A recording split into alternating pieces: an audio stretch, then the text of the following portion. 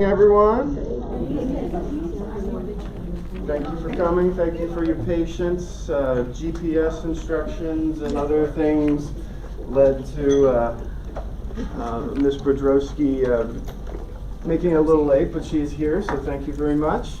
I'm going to close this door so we can hear.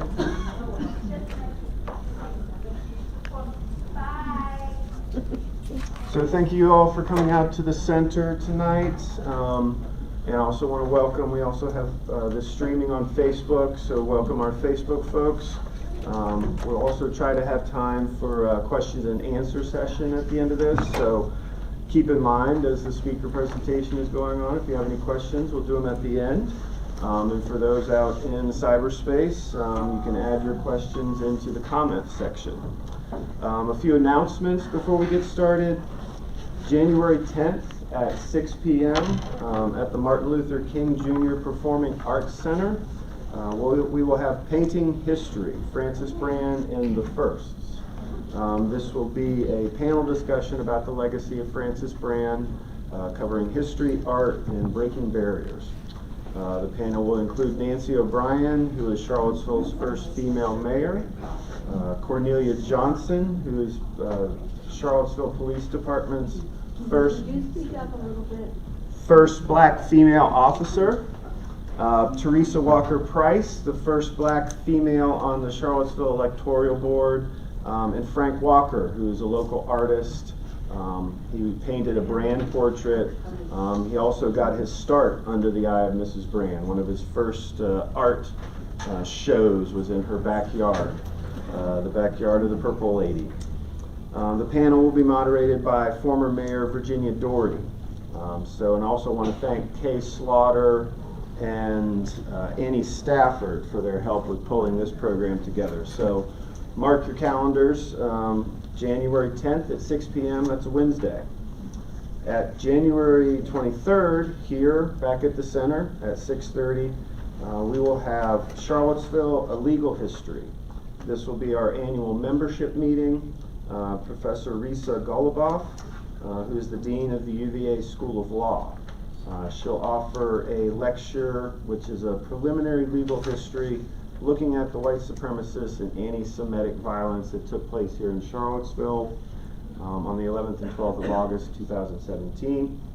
Her talk will be a meditation on the process of writing such a history as a person who has multiple relationships to it, her own personal connections.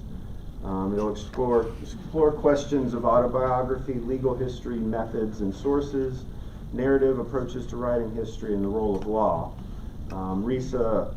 Professor Goluboff is the 12th Dean of the University of the Virginia School of Law, and following along with Francis's firsts, she is the first female Dean of the law school. So a renowned legal historian, focusing on American constitutional and civil rights, especially the development of these during the 20th century. So mark your calendars for January 10th, January 23rd. You can also find all of our upcoming events and program, our bulletin that has been provided on your table or on your seat. This is our seasonal newsletter. Wanted to also bring to your attention the envelope too that is on your seat or on your table. You can take a look at the bulletin, learn more about what we're doing. The envelope has an appeal letter, also a brochure in there that tells more about what we are trying to do with our mission, vision, and values.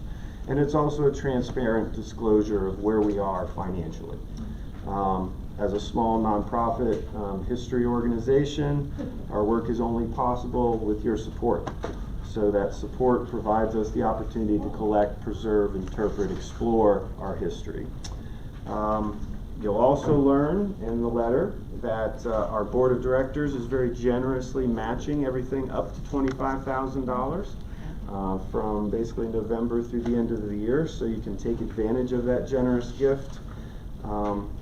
Many of you here tonight are probably already members, and if you've received our letter or our emails and have responded to it, thank you very much.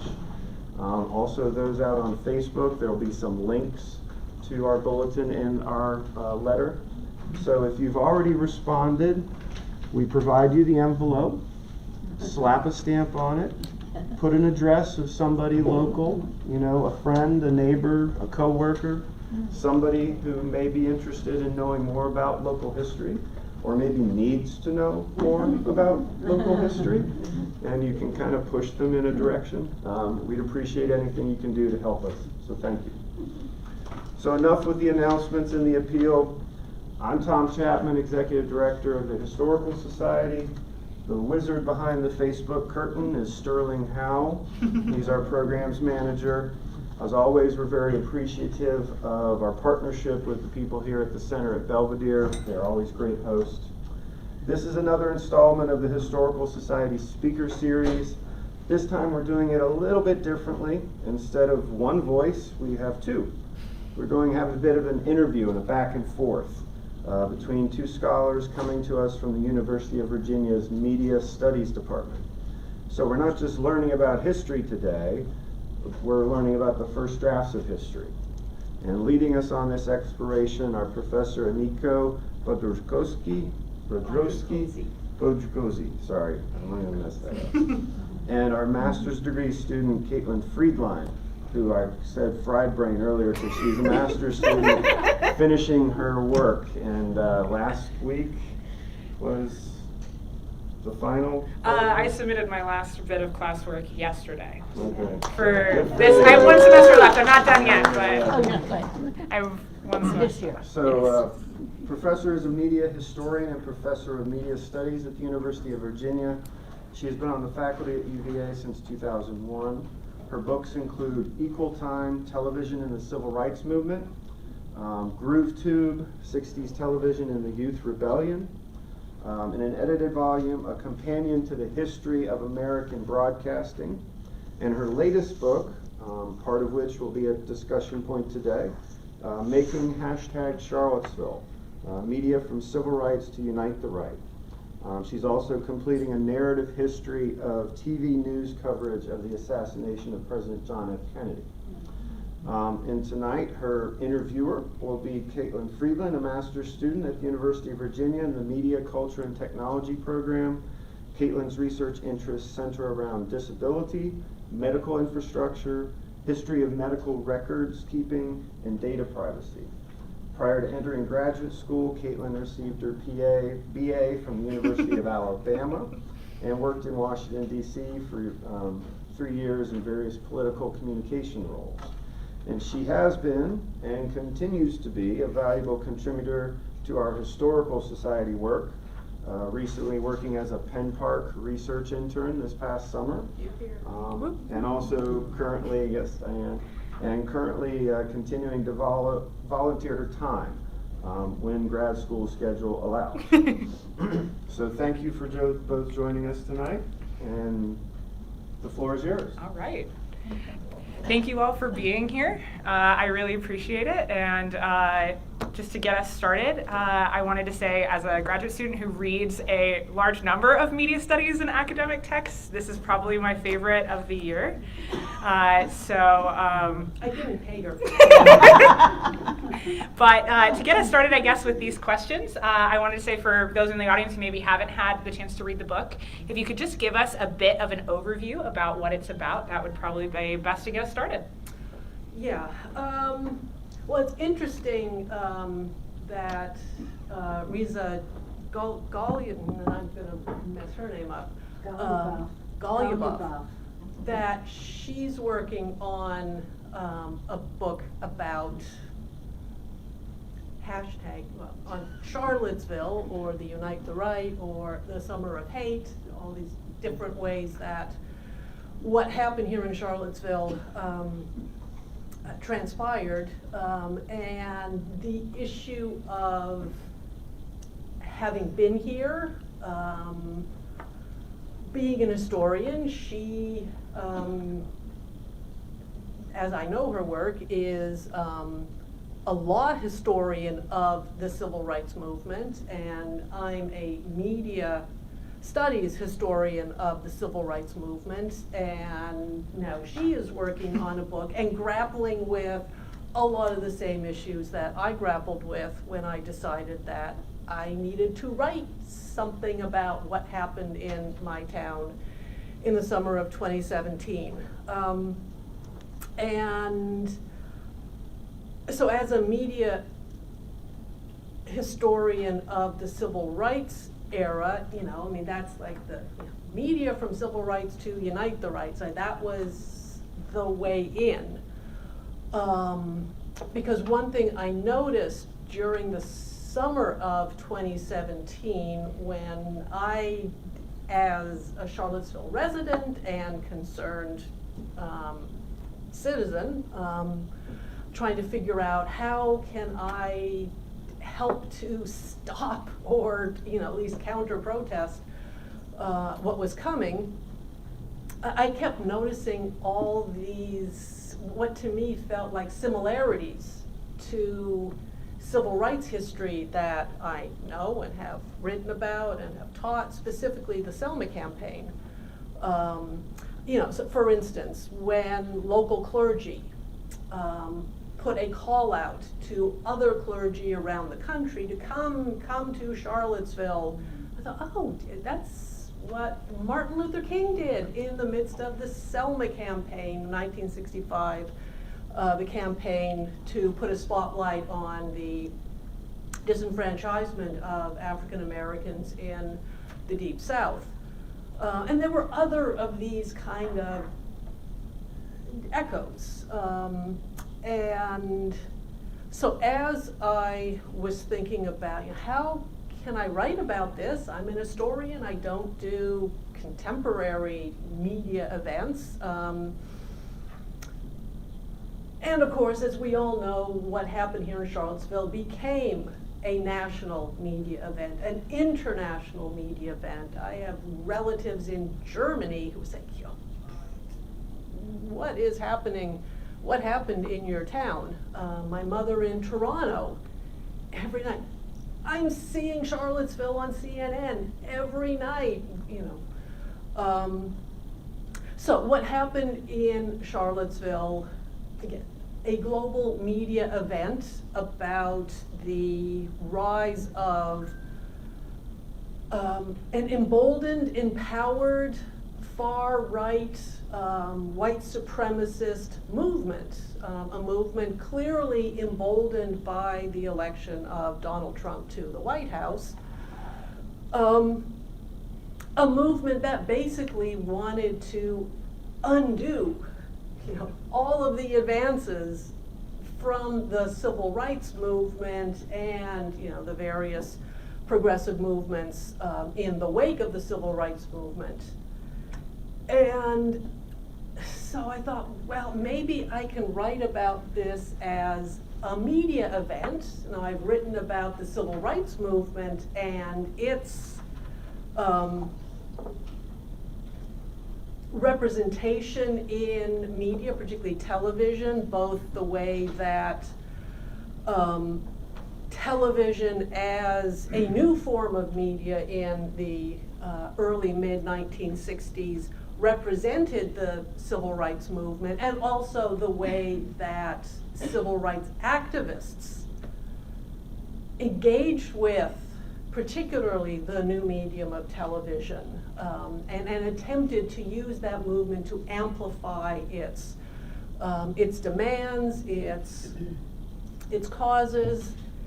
And the more I thought about what had happened here, I realized that what the organizers of the Unite the Right had done in this devious kind of way is take a lot of the tools that the civil rights movement perfected, and that other movements, again, in the wake of the civil rights movement, had also used in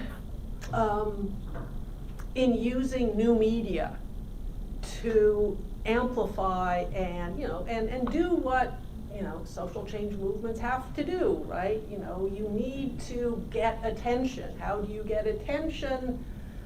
Through particularly mass media. And of course, the civil rights movement did that very well. Passage of the Civil Rights Act, the Voting Rights Act, right? Fundamental landmark legislation that fundamentally changed this country, made it far more democratic than it had been before. And so, but when you look at the alt-right and that movement, really what it wanted to do was to undo, undo the civil rights revolution, the revolution that second wave feminism brought in, the gay rights movements, all of these movements from the 1960s on. Basically, they want to undo all of that and recreate what they refer to as the white republic.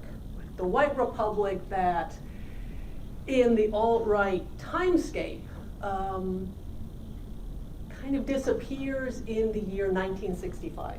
1965 becomes like this, key year in the alt-right timescape. Because, Voting Rights Bill passes. The Immigration Act passes that leads to the U.S. becoming a more diverse, creating a more diverse population. So I wanted to understand how Charlottesville, because we live here, right? I've got to put it in quotation marks when we're talking about, what happened in the summer of 2017.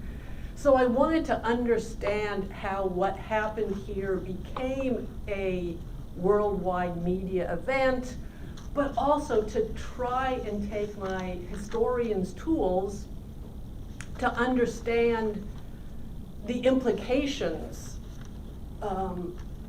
certainly for American democracy, and about what Charlottesville meant and what it meant within this larger historical context. So that's a very long-winded answer. No, that's a fantastic overview.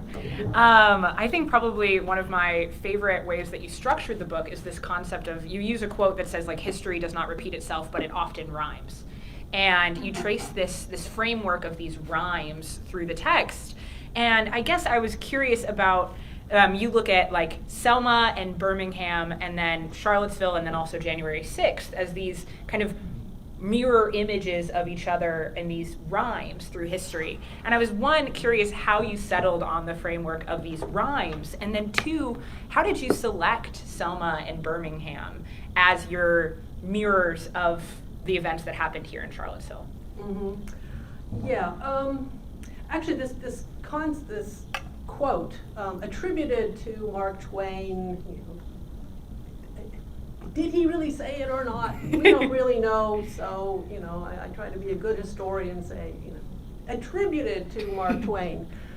I actually first started working with that concept when I was teaching a class that I developed in media studies right after the 2017 of having my students and I look at the 1960s, right? The protest 1960s and media treatment of the protest 1960s. And I thought, well, one way to make this relevant to my students, because I was thinking of this as, just for teaching, is, okay, well, this is 2018 and 2019 and then 2020. We are in a new era of protest, and everyone is going to marches and protests. And so I thought, well, this is a way to make the 1960s potentially relevant to my students. And so, okay, that's the concept that the course will use. And this is kind of the way that scholarship develops, right? Let's try some ideas out in class. Do they work? Well, my students seem to, respond to this idea of, yeah, again, history, it's not just, today, 2017, 18, 19, 20 isn't just like the 60s, but are there ways that we can take the history of the 1960s in this country and the kind of polarization of that era to help us make some sense of the current moment? So again, right, the historian's tools. And so it worked with this class, and so as I was, becoming obsessed, like I have to write about what happened in Charlottesville because it's all I'm thinking about. That's the concept that I started to work with as I was researching the book, particularly, during COVID, because, I was just in my office at home with, my computer and time because I was on sabbatical.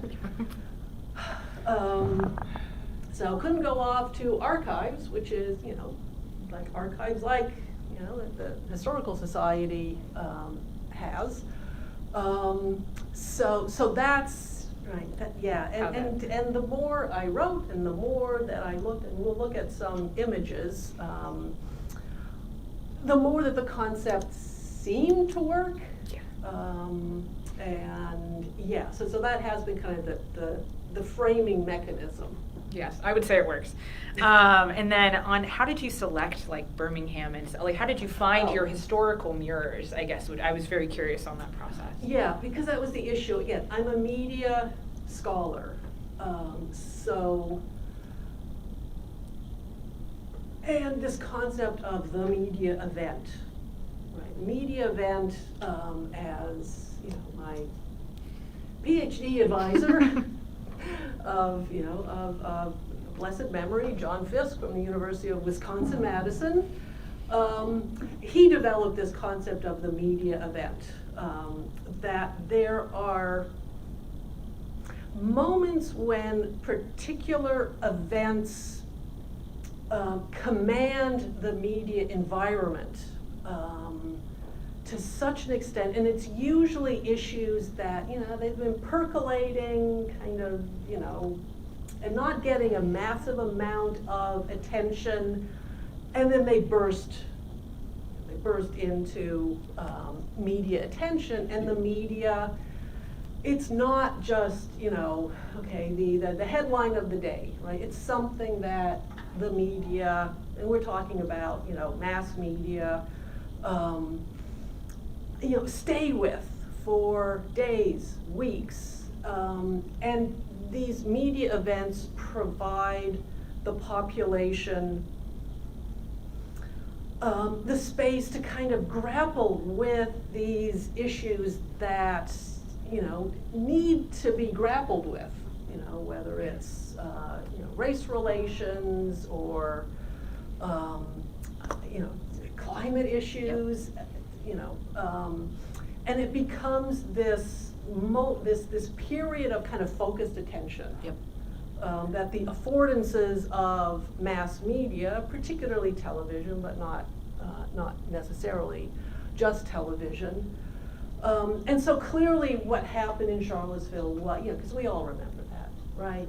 Night after night after night, right? You turn on the news, we are leading the news again in the aftermath of. And because I'm a civil rights historian, the Birmingham campaign and the Selma campaign were similar moments. They're the kind of the key campaigns of the Martin Luther King-led Southern civil rights movement that captivated national and international attention for days and weeks on end. The Birmingham campaign, right? We remember it as the dogs and the high-powered fire hoses, because those are the iconic images, and I've got some on slides that we can look at. Forced American attention on the issue of Jim Crow segregation. And, you know, and it's that kind of intense attention that mass media afforded, that the civil rights movement was then able to kind of leverage for federal legislation, in this case, the Civil Rights Act, which, you know, passes 1 year later. Selma was a similar thing, right? That's what Martin Luther King and his organization, the Southern Christian Leadership Conference, you know, they wanted, right? They needed, you know, we need a campaign to dramatize, that's civil rights language, Martin Luther King's language, right? Dramatize the issue of white supremacy, segregation, Jim Crow, and we need a drama. And how do you get a drama? Well, you need violence, right? What brings the cameras?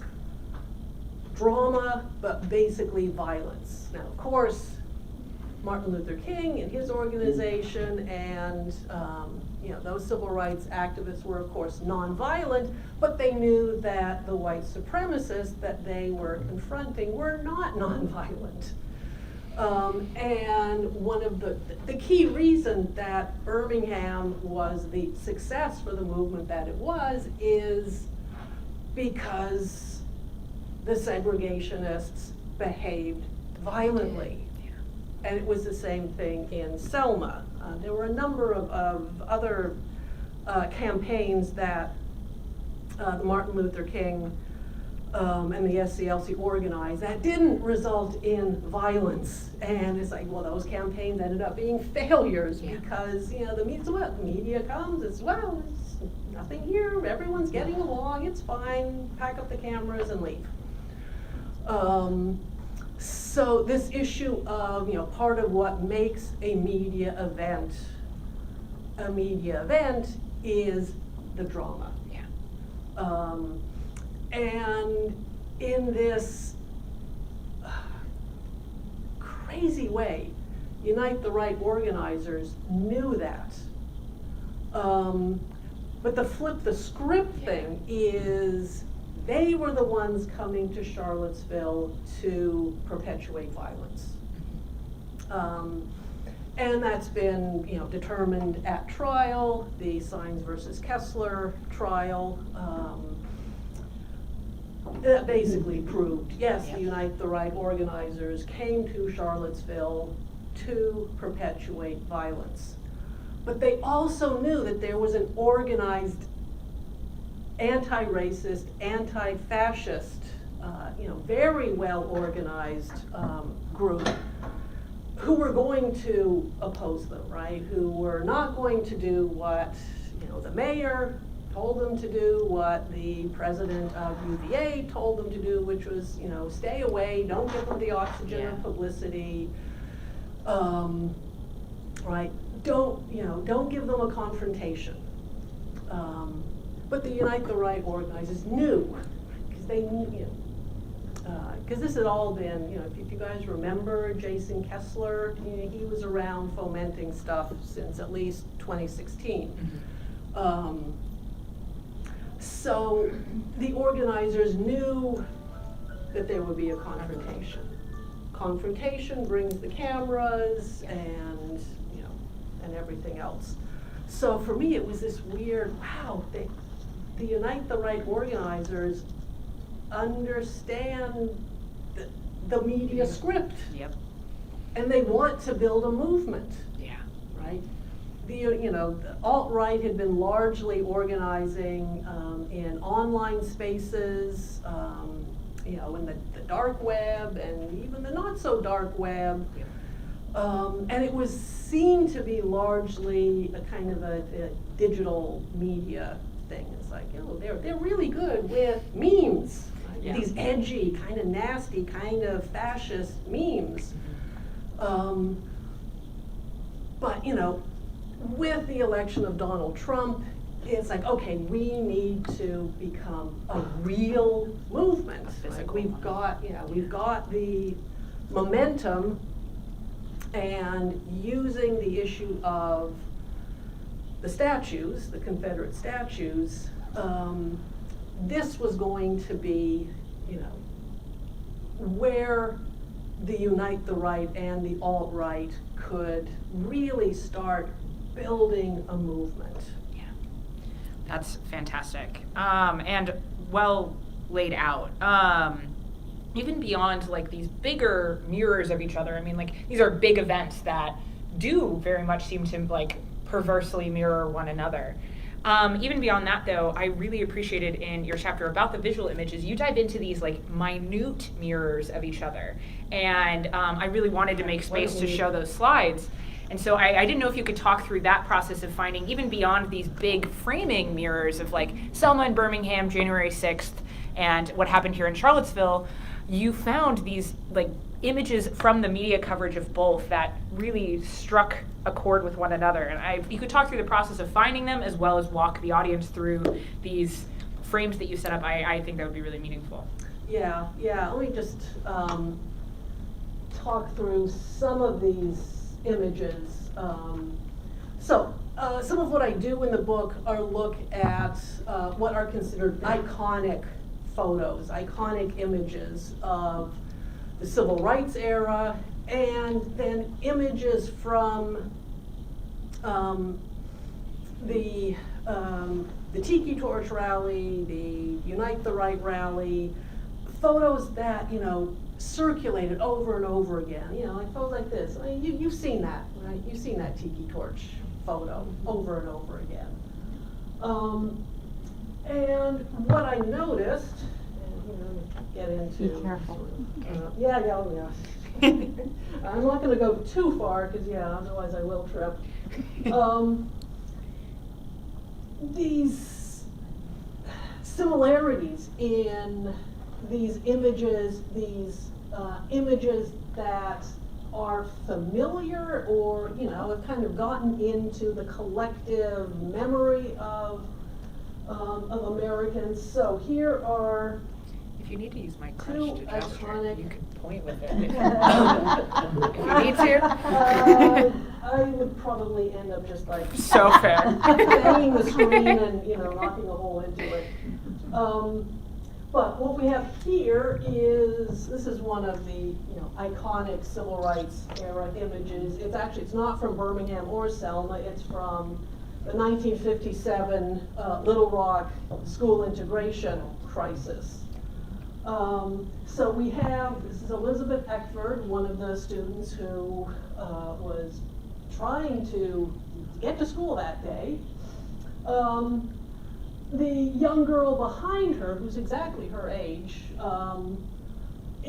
she's the center of the photo, right? That's your eye goes right to her. The mouth open, big round hole, spewing some kind of racist invective. This is another famous photo. Like if you go on Google and type white segregationists, this is one of the first photos that you'll see. And it's similar, right? Mouth wide open. And then here, right? This famous photo. I mean, he's got, the Hitler haircut, but, the mouth wide open. And, it's iconographically, it's the same narrative about racist hatred, right? This is the face of white racism. 50, 60 years, but, so there's an iconography of representing white racism, and, and so that, I thought that was Powerful. interesting and powerful. Let me look at some, here's, so this is another set of images that I found were telling similar stories about those who stand up against racism and white supremacy. So this is, again, one of the most iconic photos of the civil rights movement. This is from the sit-in movement. And this is an image from the end of the Tiki Torch rally. If you remember, the Tiki Torch paraders ended up at the Jefferson statue on the plaza on the other side of the rotunda, and they met a group of about 30 students who were ringing the Jefferson statue. There's lots of video footage of this, as well as this photo, which I got a lot of circulation, to the point that, Joe Biden, when he started his quest for the Democratic nomination, his first campaign video, all about Charlottesville. Right? First word he says is Charlottesville. And then he narrates this moment and talks about these students as these brave Americans. But notice the positioning, right? In both cases, we've got our anti-racist individuals in a very, kind of victimized and vulnerable position. They're facing away from their racist tormentors in both, situations, right? Here we've got, the Tiki Torch people, and they will soon, surround these students and start beating on them, and so it's in both cases, right? We've got a narrative of these white racists thinking that they're prevailing, right? And then you can also see it if you see the video footage, right? These guys, they think they're in control. They're yelling things like "total victory tonight," and the students, right? Students here, are victimized and seem to be, just kind of overrun. But of course, in the end, right, the narrative of history is these ones won, right? It's the sit-in students. They won. They prevailed over Jim Crow. These guys are, the dustbin of history. But of course, what happened in Charlottesville is not yet history, right? We still don't know, ultimately what happened here is going to mean within the trajectory of early 21st century history. Hopefully these students will be just like these students. Certainly some of them won at trial, at the Sines versus Kessler trial. But yeah, so that's another kind of visual narrative rhyme that I found really compelling. Yeah. I guess moving on a little bit from the concept of the rhymes, but you do set up this parallel between the use of new media technology at the time during the civil rights era, both by civil rights organizers themselves and also by the Klan as well, a little bit earlier in time. And then you frame that with the new media usage of both the alt-right protesters and also the counter-organizers. And I guess I was curious about you being a media historian, how writing the chapter on new media that is not yet history went. Yeah, I mean, I'm an historian who stays in the 1960s, right? So analog media, it's like my media.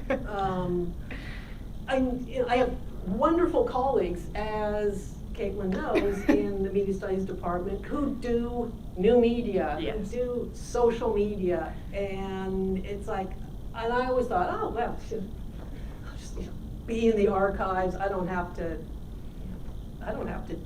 deal with new media except, but in order to write this book, Yep. I had to try. When I wrote this chapter on the alt-right and their use of media tools, it's like, the draft is, I had my daughter, it's like, here, read this. Is there anything egregiously wrong here? I said, no, it's fine. I can second that as someone who does use all the platforms. Well, not all of them. I'm not on 4chan, thank goodness. I would never want to be, but as someone who uses all the platforms, I can attest. It made sense to me. So. Oh, good. The thing with the alt-right is what they were known for is their use of social media. So I don't have clips or slides for this, but you may remember Pepe the Frog. Pepe the Frog. A cartoon character. Initially, just kind of a bro-y kind of guy. Yeah. That cartoon character got hijacked by online alt-right young guys, because the original comic was mostly targeted to young guys. But there was nothing racist or anything like that with the original comic. But these online guys started using Pepe the Frog, loading him up with all kinds of fascist and Nazi iconography, and making these spread, right? Because that's the whole point of a meme, like you want it to spread, and and the alt-right's kind of deniability is like, we're just having fun. Or we're trying to get a rise out of, the snowflake liberals. Yep. But it became a really effective way to start organizing, disaffected young white guys and maybe some not so young. Mm-hmm. And a lot of discussion in 2015, 2016, into 2017 about the way that, the alt-right, how they command social media, how they command meme culture. Yep. And that the left Can't meme. meme. Right? The left just not good at it.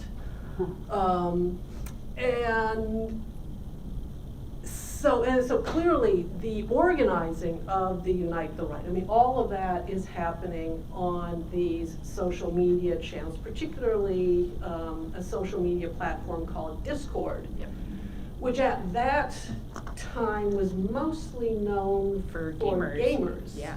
And certainly the alt-right had used the online gaming community as a place to organize. And so the whole Gamergate controversy, which I'm not going to go into because it's just too complicated, but and so there was this, the alt-right, right, they really command these new media tools. Yep. Again, in this weird way to, if you go back to the civil rights era, network television news, brand new medium in the later 50s and particularly early mid-1960s.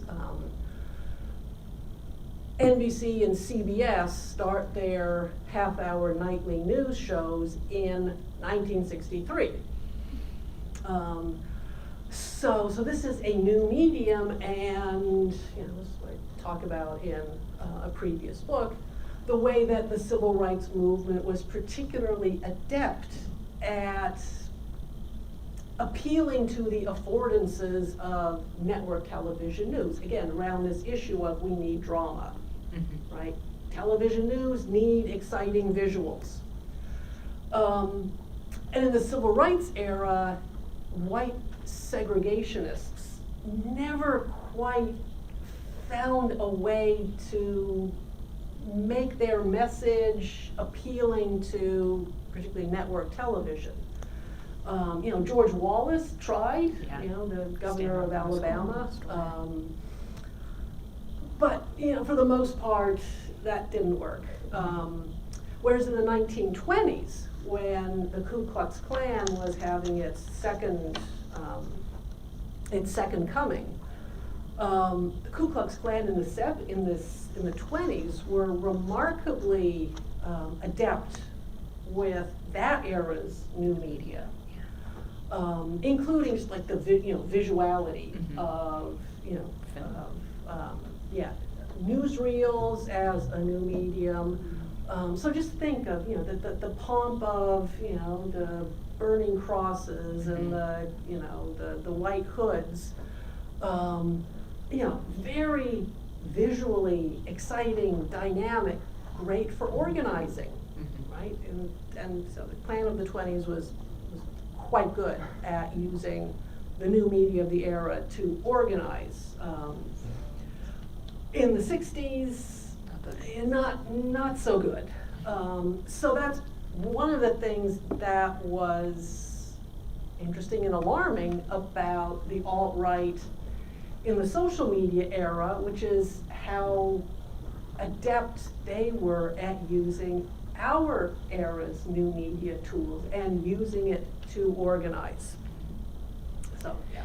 And I think going off of that, you also talk about how something that a lot of media studies scholars are kind of grappling with is like how movements that are created online translate into like physical movements, and how often they don't have the kind of frameworking and physical organizing underneath them to support them for a long time. And so you actually kind of explore in your chapter that even though the white supremacists were very adept at organizing online, it was actually the Charlottesville counter-protesters that had a better organized framework and for the movement to sustain itself. And I just wondered if you could talk about that chapter a little bit more particularly. Yeah. So the anti-racist, anti-fascist activists in Charlottesville,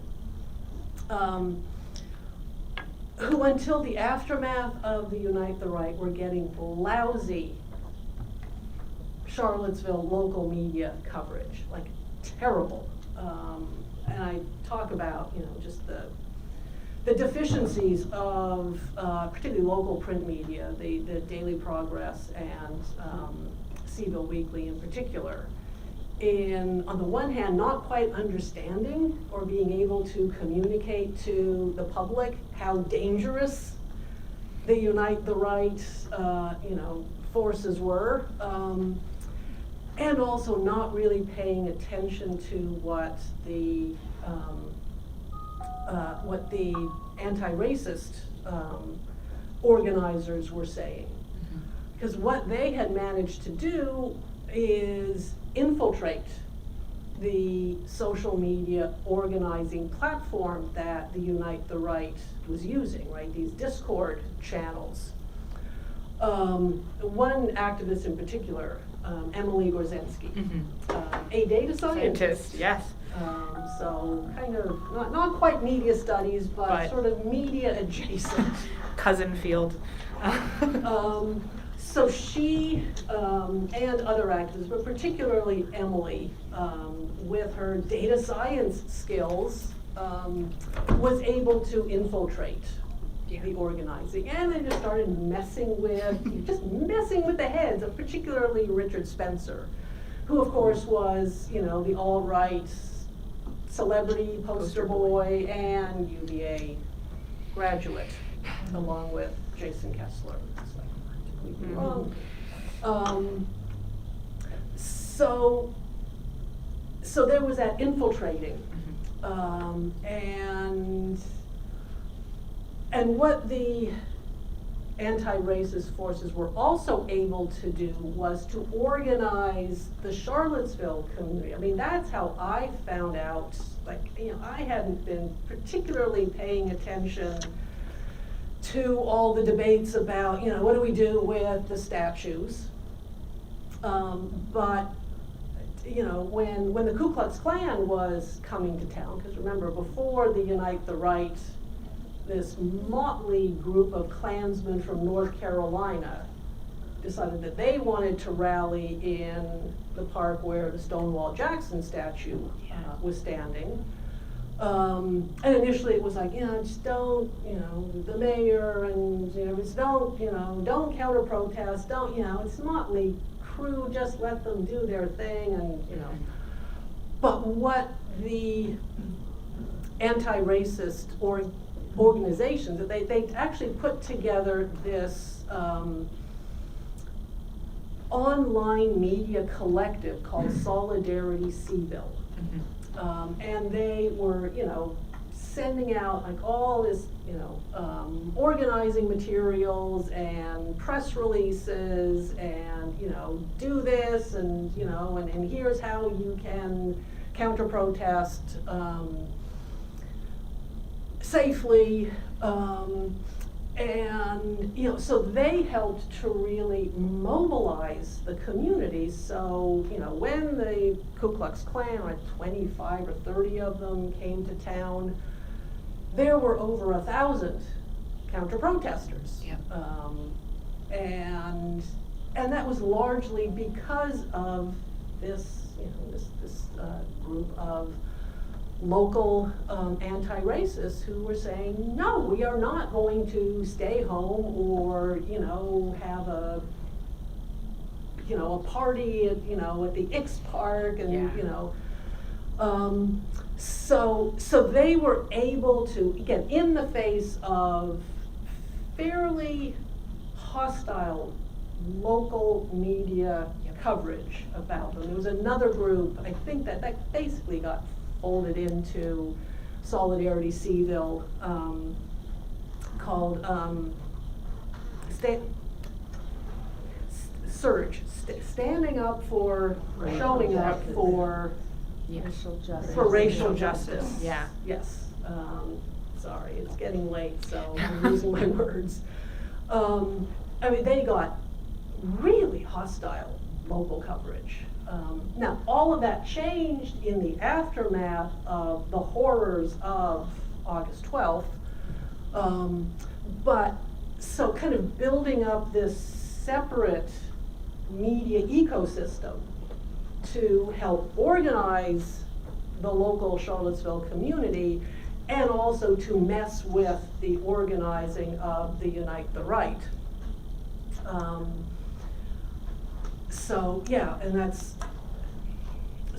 I also in the chapter wanted to kind of talk about,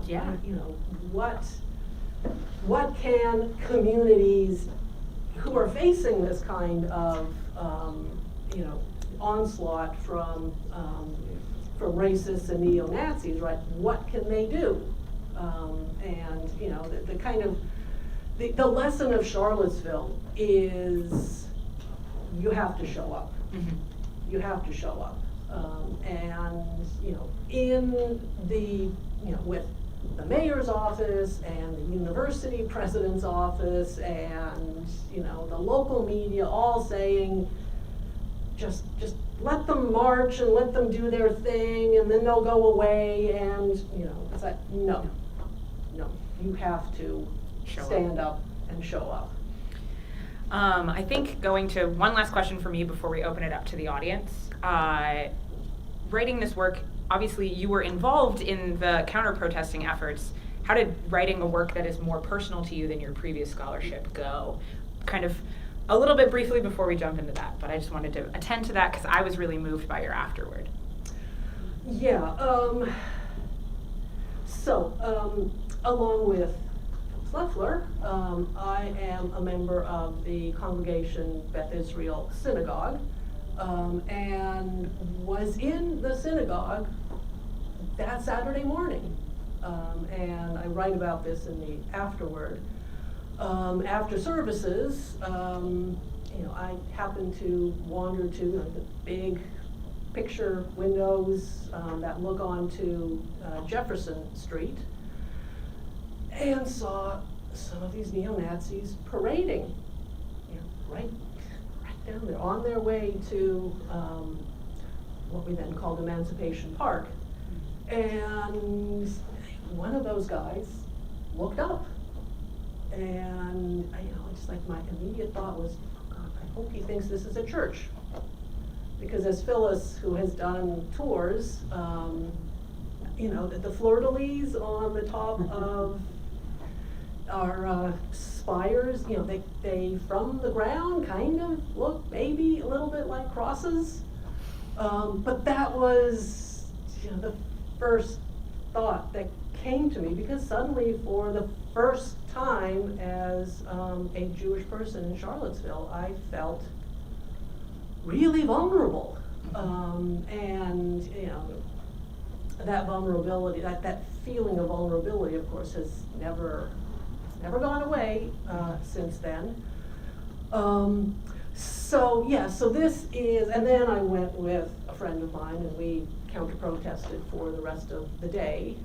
Not in the very... As Care Bears. We were Care Bears, providing energy bars and water bottles to the activists who were going into the thick of it.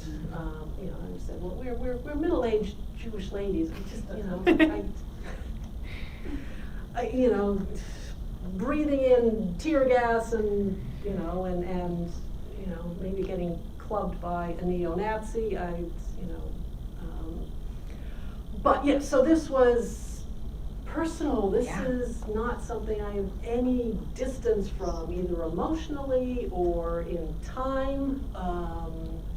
And this is my home, and the landscape that, I go by the plaza at UVA frequently.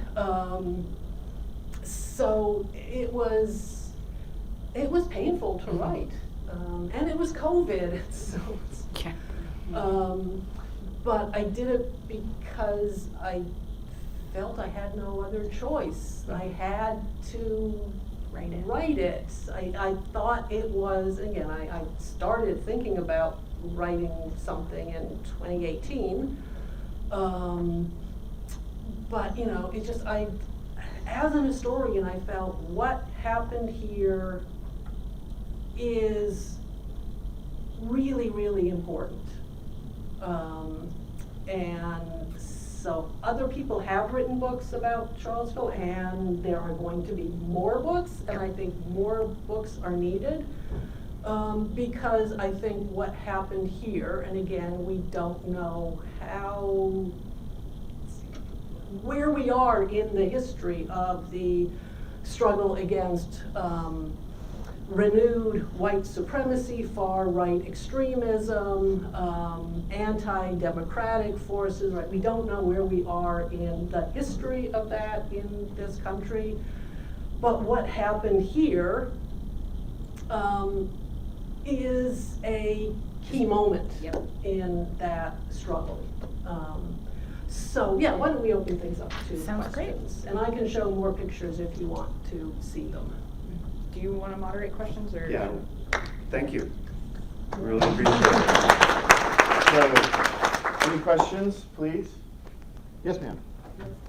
You mentioned the poor coverage, negative coverage even, of the newspapers. I don't remember, because I'm not a local TV watcher, but what was the character of their coverage at the time? That I can't tell you, because I did not have the archive to study TV news coverage. I know there was a particular controversy. This was, I think, right after the Unite the Right, when NBC 29 did a long interview with Jason Kessler. And the reporter, I don't know if he's still, the baby-faced him, basically just gave Kessler a platform, softball questions. I remember that was a huge controversy. But somebody needs to, and that could be be a study student. The issue is the archives of local television news are tough to get a hold of. But yeah, the print media I could study from my office during lockdown during COVID. So looking at the print coverage, how much of that was so rotten because, or logically so rotten because of the decline of the print media and the, you know, regional wipeout of it? We get more not Charlottesville news in the Daily Progress than we do anything else about Charlottesville other than sports. Yeah, I mean, through 2017, what I saw, particularly in the Progress and also in Seville, was Jason Kessler getting as much of a platform as he wanted, and very little contextualizing of his politics. So, yeah, so, you know, he would be referred to as a local blogger, not as a white nationalist. And, you know, I think at one point he said, "Oh, I'm not a white nationalist." And there was no pushback. And so this is one of the things that the anti-racists, particularly in Surge, were doing early on, is they were saying, you need to put Jason Kessler, Richard Spencer, the Proud Boys, you know, because the Proud Boys were coming to Charlottesville all that year. You have to write about them in context. You need to explain what white nationalism means. So, and you know, they even, at one point, Surge, I think, had a press conference where they basically said, just use the Associated Press approaches. And particularly the Progress wasn't doing that. So Kessler getting an enormous unfiltered platform, Surge getting a lot of hostile coverage, or just the equating of Surge and anti-racist with the Proud Boys, and you know, as if they are equivalent, or Seville in its paper the week of the Unite the Right. I actually, in the book, have, you know, show that their spread about basically what Charlottesville residents need to know about these people who are going to be coming to march. And it's this kind of weird, flippant coverage. The kids are alt-right instead of Yeah. the kids are all-right, yeah. Yeah, so, you know, the kids are alt-right. And it was like a who's who of this, and like they kind of profiled it like a teen magazine, it felt like, at least from my interpretation from reading it in the book. Yeah, yeah. You know, Richard Spencer's favorite color, white.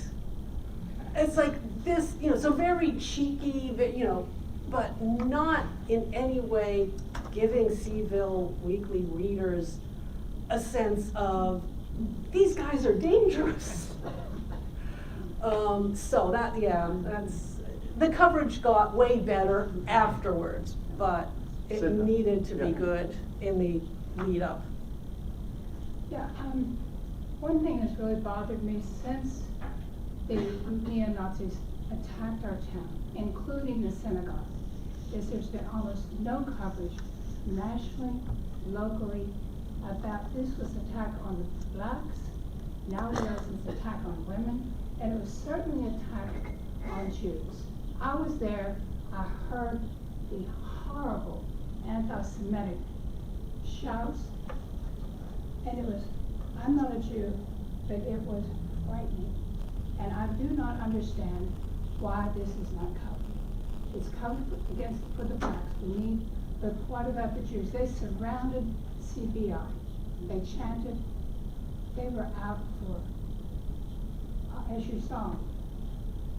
So what happened? What happened with the coverage?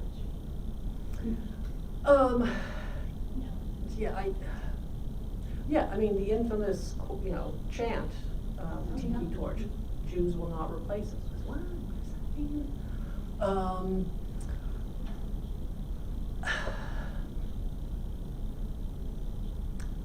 When I did a Q&A actually with Phyllis at CBI last summer, that question came up as well, and I don't really have an answer for it.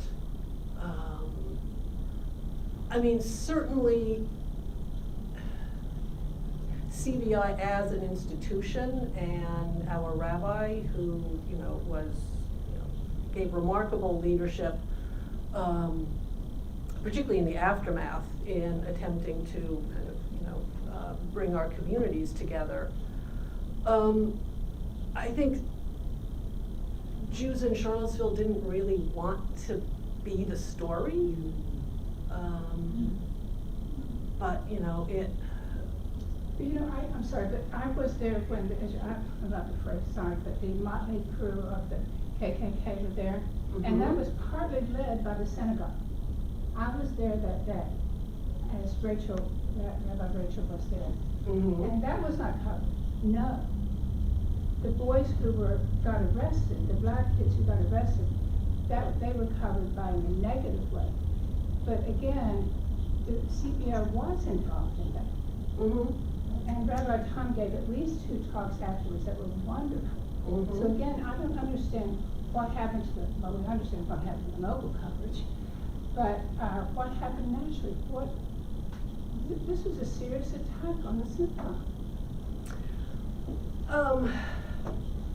I am actually not aware, and Phyllis, you may know more. I'm not aware that the alt-right protesters ralliers actually surrounded the synagogue. I mean, they marched past. And I know that there were a number of militia types with guns across the street. What I've since learned is that they most likely were members of an anti-racist militia called Redneck Revolt. Because there were all these different militias, including this one that apparently had some interaction with some of the anti-racist, anti-fascist local people. I mean, I remember I spent some time with my Care Bear buddy in the Injustice Park. I'm trying to remember, because the names changed, 3 different times. And so we were giving out our water bottles, and then we saw a guy with a gun, a big gun, and we oops, no, don't want to be near a guy with a gun. And was told afterwards that this was a member of Redneck Revolt, and he was there to protect the counter protesters, the anti-racists, and I said, all I saw was a guy with, an automatic rifle, and I didn't want to be near that. So some of the story of CBI and the Jewish community, I think that's a story that still needs to be told. All I do in my book in the afterword is tell my personal story, but that's like a very, individual. Yeah. So I just, when you asked your question, which is a terrific question, why does the media not focus on that aspect? in some of my own work, I have written that I think the way to understand it is to think about white supremacy as a big umbrella. And there's a lot that fits under that umbrella that we're seeing. So, you know, anti-black sentiment, anti-Asian sentiment, you can think of all the people who sort of qualify in some way as other, or as minorities, and they're all targets of the white supremacists. And I think that's often not understood by the media. It's sort of hard to grasp all of that, I think. And I think that's often why it doesn't get attention. Yes, ma'am. I have first of all, thank you so much for your work. It's amazing. It's made a huge difference, I think, to look at it from this aspect. But I have a question about a gap in the media, and it's always confused me because I was part of the organizing beforehand, and we had a really clear idea of who was coming and how many people were going to be here, and how dangerous they were because of the work of the organizations and individuals that you mentioned. And Twitter was an incredible source for, we were seeing their actual conversations and how they were organizing. The gap was in the police, and the people who were supposed to be defending our town seemed to be clueless. And I wonder where that gap was. Like, how did they not seem to have any access to the information that was pretty freely provided online if you were paying attention? Yeah, Timothy Hafey in the Hafey report, which was this big report about what happened and particularly, yes, why law enforcement failed so badly. Yeah. So that report tells a story better than I can. But yeah, the local activists were, they had the information. They brought it to city council. And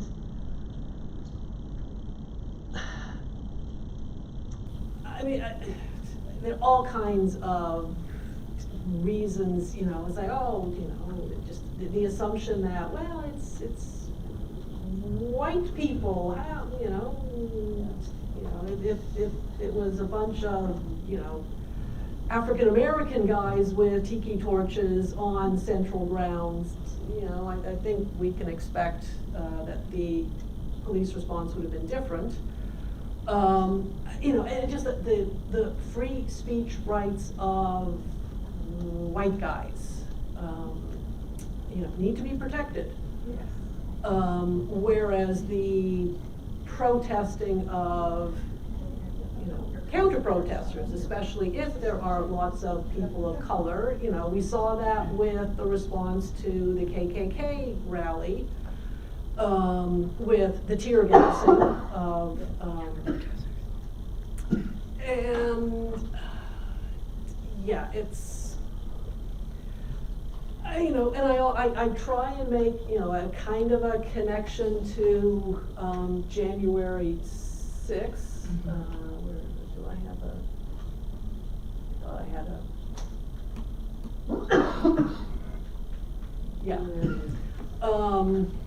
a connection there. And so with a similar kind of thing, white Trump supporters, they were not heavily policed. And again, this is another kind of rhyme that, I couldn't help but see, which is this kind of, taking these iconic spaces, Greco-Roman architecture, and reclaiming it for whiteness, whether it's at the Rotunda or at the Capitol. And, it's part of this, well, yeah, just more leeway for certain kinds of demonstrators and less leeway for others, you know, whether they're Black Lives Matter, marchers and protesters, so, yeah. You had your hand up, yes, ma'am. I was gonna ask if another crime is perhaps the police's inability to understand the power of new media. In the 60s, they didn't understand how badly they were gonna come across on television cameras. And I know for a fact, the list that the local safety officials were putting out of the suspicious accounts to be monitored included groups like Surge and didn't include the groups like Unicorn Riot that the counter protesters had gone to the police and said, here it is, it's in black and white on the new media. This is how we know who's coming, what they're saying, and how dangerous they are. And they deliberately looked away from that Yes. and turned to the counter protest groups to be monitoring. Yes, yeah, yeah. It's a bad look. It's a bad look, yeah. I mean, Unicorn Riot, which is this left-leaning media cooperative, they had the news of where the Tiki Torch rally was going to be. And I think, you know, then gave that news to the you know, Charlottesville activists. And the police and it was the FBI's fusion or whatever that, just, they thought, oh, maybe it's gonna be in Darden Town. Yeah, because, you know, for some, I guess, in law enforcement, it's the left-wing activists, they're the problem.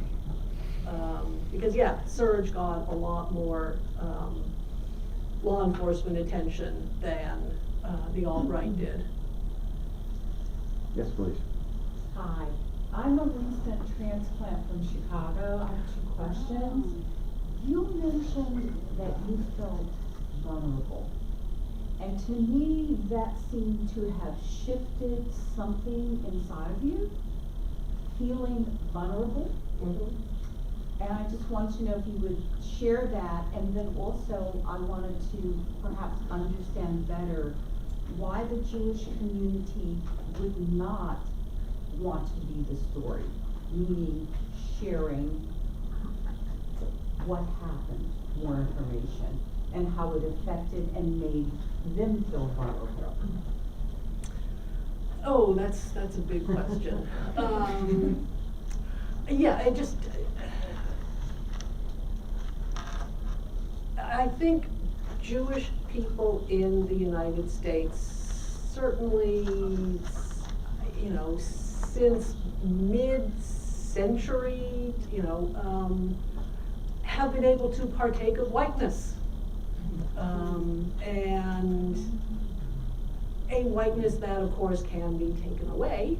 And I think we're in a moment right now in the aftermath of October 7th and you know, the rise of even more emboldened anti-Semitism than what we've been dealing with since the rise of emboldened white nationalism, because within white nationalism, you know, Jews aren't part of the white nation. Yeah, so I have personally felt vulnerable, as I think almost any Jewish person that you could talk to now feels, and probably, you know, in the aftermath of the Tree of Life massacre in 2018, because that was another far-right extremism, you know, spouting great replacement theory. Jews will not replace us, that phrase is white replacement ideology. but not wanting to be the center of the story, because, you know, I mean, as Phyllis was saying, right, the far-right extremists, they're, you know, there's a whole, you know, segment of our multicultural, multi-ethnic, multiracial, American and global, you know, population that they see as their enemy. They see as, you know, preventing, you know, the white republic, and, you know, and their power, right? They're the ones who, again, this is again the flip the script. You know, well, in the 50s, you know, black people felt disempowered and, you know, women felt disempowered. Well, now we white guys, we're the disempowered ones.